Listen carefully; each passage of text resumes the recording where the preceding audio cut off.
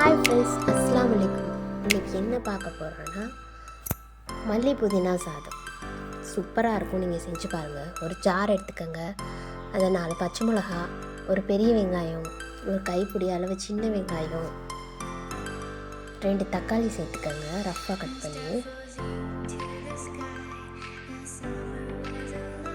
2 தக்காளி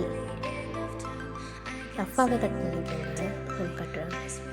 அரைக்கிறதுக்கு ஒரு கை ஃபுல்லாக மல்லித்தலை, ஒரு கை ஃபுல்லாக புதினா தலை போட்டுக்கோங்க.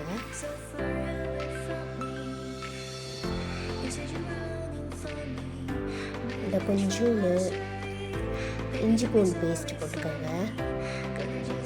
நம்ம வீட்டில் அரைச்சி வச்சுருக்கோங்க இஞ்சி பூண்டு பேஸ்ட். அப்படி இல்லைன்னா நீங்கள் இஞ்சி பூண்டுமே இது கூட சேர்த்து அரைச்சிக்கலாம், நல்லாயிருக்கும். இஞ்சி பூண்டு பேஸ்ட் போட்டுக்கோங்க. போட்டுட்டு பட்டை ஏலக்காய் பொடி, நம்ம வீட்டில் அரைச்சி வச்சுருக்கோம்ல பட்டை ஏலக்காய் பொடி, அப்படி இல்லைன்னா நீங்கள் முழுசாக ஏலக்காய் பட்டை கிராம்பு போட்டுக்கோங்க. போட்டு தண்ணியே ஊற்ற வேணாம், ஏன்னா வெங்காயத்துலேயும் தக்காளிலையும் தண்ணி இருக்கனால தண்ணி ஊற்றாமல் அரைச்சிடுங்க. அரைச்சிட்டா பேஸ்ட் மாதிரி வந்துடும். இதை தான் நம்ம வச்சு செய்ய போகிறோம். வாங்க பார்க்கலாம். கேஸ் ஆன் பண்ணிக்கோங்க. ஒரு குக்கரை வச்சுக்கோங்க. குக்கர் வச்சுட்டு எண்ணெய் ஊற்றிக்கலாம். சட்டி காகணும், காஞ்சோன்னு எண்ணெய் ஊற்றிக்கலாம்.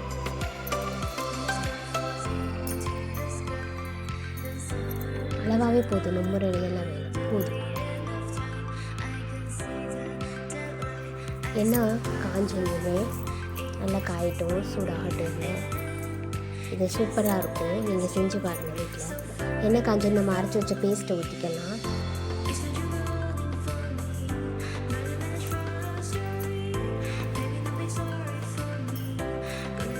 இந்த பேஸ்ட்டு போட்ட பிறகு நல்ல இந்த எண்ணெயிலே அதை நல்லா வதக்கும். அந்த பச்சை வாடையெல்லாம் போகணும். புதினா, மல்லித்தலை, வெங்காயம், தக்காளியும் இஞ்சி பூண்டு எல்லாத்தோடைய பச்சை வாடையெல்லாம் போகணும். கிண்டி விட்டுக்கோங்க.